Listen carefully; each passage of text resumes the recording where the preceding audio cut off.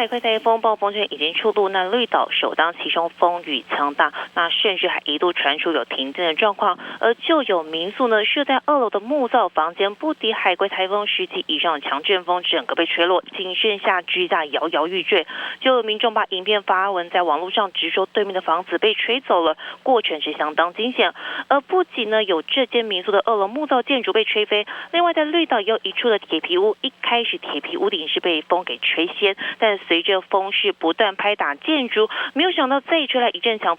风之后呢，整片的铁皮是被吹走，还好没有打伤人。那由于台风中心下午将会从台东给登陆，那其中兰屿以及绿岛更可能会达到15到16级阵风，风雨会持续的增强，民众在外千万要提高警觉，注意安全。以上就内。想看最完整的新闻内容，记得下载 TVBS 新闻网 APP。